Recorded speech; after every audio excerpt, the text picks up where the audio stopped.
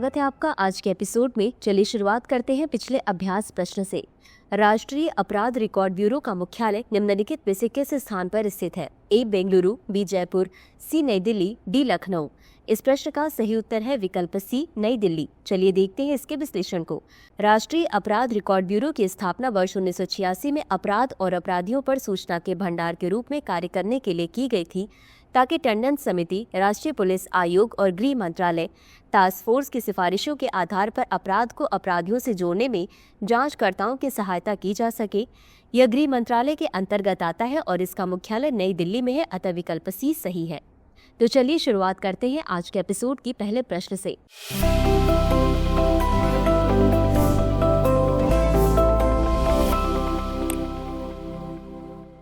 Quantum computing के संबंध में निम्नलिखित कथनों पर विचार कीजिए। एक, क्वांटम चिप्स में प्रयुक्त टोपोलॉजिकल सुपरकंडक्टर पदार्थ की ठोस अवस्था है। 2, क्वांटम कंप्यूटर तीव्र गणना के लिए बाइनरी बिट्स 0 और 1 का उपयोग करते हैं। उपर्युक्त कथनों में से कौन सा या कौन से सही है या सही है? ए केवल 1, बी केवल 2, सी 1 और 2 दोनों, डी न तो 1 और न ही 2। इस प्रश्न का सही उत्तर है विकल्प डी न तो 1 और न ही 2। चलिए देखते हैं इसके विश्लेषण को। टोपो कंडक्टर या टोपोलॉजिकल सुपरकंडक्टर एक विशेष प्रकार की सामग्री है जो एक पूरी तरह से नई अवस्था का निर्माण कर सकती है, जो ठोस, द्रव या गैस नहीं बल्कि एक टोपोलॉजिकल अवस्था होती है, अतः कथन एक सही नहीं है। पारंपरिक कंप्यूटर बाइनरी बिट्स 0 और 1 का उपयोग करते हैं, जबकि क्वांटम कंप्यूटर क्यूबिट्स का उपयोग करते हैं, जो एक साथ विभिन्न अवस्थाओं में मौजूद हो सकते हैं, जिससे घातीय रूप से तीव्र गणना संभव होती है, अतः कथन 2 सही नहीं है। अगला प्रश्न है, निम्नलिखित में से कौन सा बाघ अभ्यारण्य विश्व के पहले वैज्ञानिक रूप से प्रबंधित सागौन वृक्षारोपण का घर है? A Kanha tiger reserve, B Periyar tiger reserve, C Nagarhole tiger reserve, D Parambikulam tiger reserve. इस प्रश्न का सही उत्तर है विकल्प डी परम्बिकुलम टाइगर रिजर्व। चलिए देखते हैं इसके विश्लेषण को। परम्बिकुलम टाइगर रिजर्व केरल के पलक्कड़ और त्रिशूर जिलों में विस्तारित है और इसे प्रोजेक्ट टाइगर के तहत वर्ष 2009 में टाइगर रिजर्व घोषित किया गया था। यह भारत के दक्षिणी पश्चिमी घाट के नेलियामपति अनामलाई परिदृश्य के भीतर एक अच्छी तरह से संरक्षित पारिस्थितिकी क्षेत्र है। यह विश्व का पहला वैज्ञानिक प्रबंधित सागौन बागान है और यहाँ कन्नीमारा नामक विशालतम और प्राचीनतम सागौन का वृक्ष है। परम्बिकुलम, शोलायार और थेक्कडी नदियां इस रिजर्व से होकर बहती हैं, अतः विकल्प डी सही है। अगला प्रश्न है, न्यूट्रिनो के संबंध में निम्नलिखित कथनों पर विचार कीजिए। एक, इन्हें अक्सर घोस्ट पार्टिकल कहा जाता है। विद्युत रूप से तटस्थ, लगभग द्रव्यमान रहित सब एटॉमिक पार्टिकल्स होते हैं जो शायद ही कभी पदार्थ के साथ परस्पर क्रिया करते हैं। 2, बिग बैंग न्यूट्रिनो प्रारंभिक ब्रह्मांड के अवशेष जो कॉस्मोलॉजिकल अध्ययन में योगदान देते हैं। उपर्युक्त कथनों में से कौन सा सही है या सही है? ए केवल 1, बी केवल 2, सी 1 और 2 दोनों, डी न तो 1 और न ही 2। इस प्रश्न का सही उत्तर है विकल्प सी 1 और 2 दोनों। चलिए देखते हैं इसके विश्लेषण को। न्यूट्रिनो, जिन्हें अक्सर घोस्ट पार्टिकल कहा जाता है, विद्युत रूप से तटस्थ, लगभग द्रव्यमान रहित सब एटॉमिक पार्टिकल होते हैं जो शायद ही कभी पदार्थ के साथ परस्पर क्रिया करते हैं। यह चुंबकीय क्षेत्रों से विचलित हुए बिना तारों, ग्रहों और आकाशगंगाओं के माध्यम से लंबी दूरी की यात्रा कर सकते हैं, जिससे ये विश्वसनीय ब्रह्मांडीय संदेश वाहक बन जाते हैं, अतः कथन एक सही है। न्यूट्रिनो के स्रोत, प्राकृतिक स्रोत सूर्य, तारों में परमाणु प्रतिक्रियाएं, सुपरनोवा और कॉस्मिक किरणें। कृत्रिम स्रोत, परमाणु रिएक्टर, रेडियोधर्मी क्षय और particle accelerator. Big bang neutrino प्रारंभिक ब्रह्मांड के अवशेष जो कॉस्मोलॉजिकल अध्ययन में योगदान देते हैं, अतः कथन 2 सही है। अगला प्रश्न है, हाल ही में समाचारों में रहा जलवायु जोखिम सूचकांक 2025 निम्नलिखित में से किस संगठन द्वारा जारी किया जाता है? ए संयुक्त राष्ट्र पर्यावरण कार्यक्रम, बी जलवायु परिवर्तन पर अंतर सरकारी पैनल, सी जर्मन वॉच, डी विश्व मौसम विज्ञान संगठन। इस प्रश्न का सही उत्तर है विकल्प सी जर्मन वॉच। चलिए देखते हैं इसके विश्लेषण को। अंतर्राष्ट्रीय पर्यावरण थिंक टैंक जर्मन वॉच ने जलवायु जोखिम सूचकांक 2025 जारी किया। CRI के अंतर्गत चरम मौसम की घटनाओं के प्रति देशों की सुभेद्यता के आधार पर उनका श्रेणीकरण करता है तथा जलवायु जनित आपदाओं से होने वाले मानवीय और आर्थिक हानि का आकलन किया जाता है। आवृत्ति, यह वर्ष 2006 से प्रतिवर्ष जारी किया जाता है, जिसमें विगत 30 वर्षों का डेटा शामिल होता है। कार्यप्रणाली और मानदंड, CRI के अंतर्गत 6 प्रमुख संकेतकों के आधार पर देशों पर पूर्ण और सापेक्ष दोनों रूप में चरम मौसम की घटनाओं के प्रभाव का आकलन किया जाता है।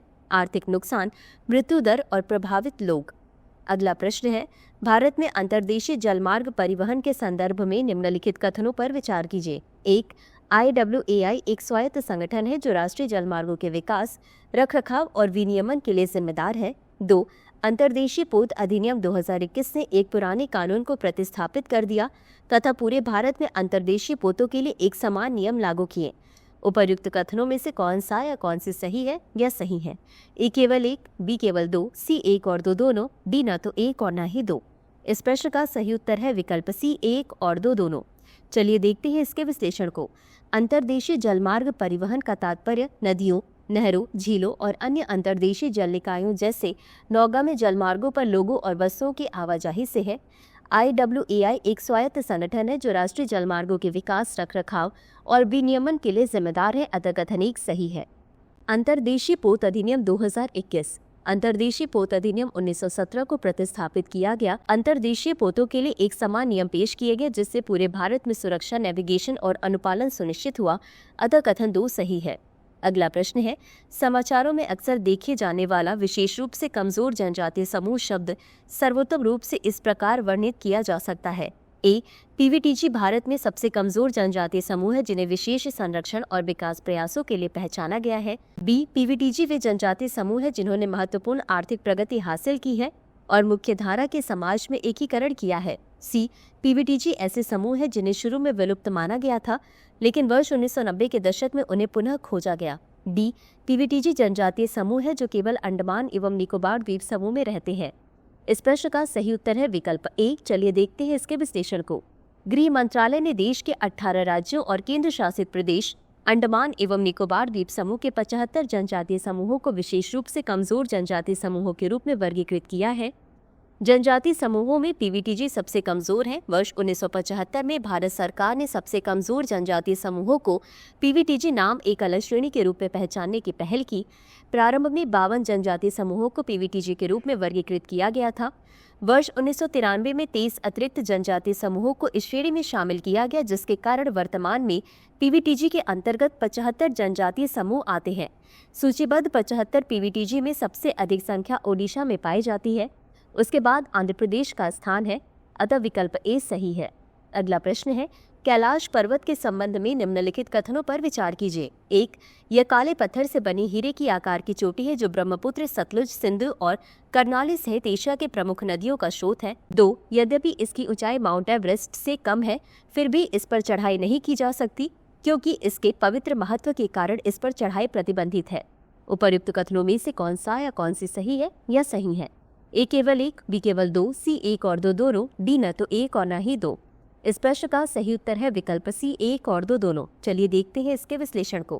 कैलाश पर्वत काले पत्थर से बनी हीरे के आकार की चोटी है जो ब्रह्मपुत्र, सतलुज, सिंधु और कर्नाली सहित एशिया की प्रमुख नदियों का स्रोत है, अतः कथन एक सही है। हालांकि यह माउंट एवरेस्ट से कम ऊंचाई पर है लेकिन इस पर चढ़ाई नहीं की जा सकती क्योंकि इसके पवित्र महत्व के कारण इस पर चढ़ना प्रतिबंधित है, अतः कथन 2 सही है। कैलाश पर्वत की ऊंचाई 6638 मीटर है जो इसे हिंदू, बौद्ध, जैन और बौन धर्मावलंबियों द्वारा पवित्र शिखर माना जाता है। तिब्बती बौद्धों के लिए कैलाश ब्रह्मांडी धुरी या मेरू पर्वत है जो स्वर्ग और पृथ्वी को जोड़ता है। हिंदू धर्म में यह भगवान शिव और देवी पार्वती का निवास स्थान है। जैन धर्म में कैलाश अष्टपद है जहाँ ऋषभनाथ को ज्ञान प्राप्त हुआ था। अगला प्रश्न है, निम्नलिखित कथनों पर विचार कीजिए। 1. भारतीय संविधान के अनुच्छेद 19 के तहत अभिव्यक्ति की स्वतंत्रता असीमित है जिसे किसी भी परिस्थिति में प्रतिबंधित नहीं किया जा सकता। 2. नवतेज सिंह जौहर बनाम भारत संघ 2018 में सर्वोच्च न्यायालय ने माना कि संवैधानिक नैतिकता सार्वजनिक नैतिकता से वरीयता में ऊपर है जो सामाजिक मानदंडों पर न्याय पर जोर देती है।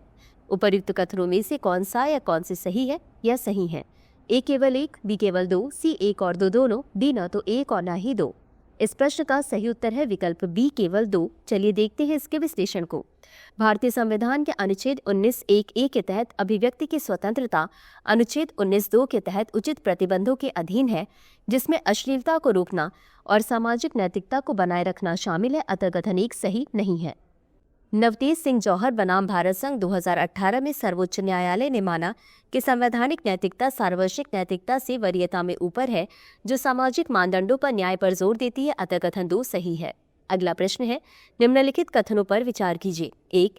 अनुच्छेद 120 संसद में प्रयोग की जाने वाली भाषा से संबंधित है। 2.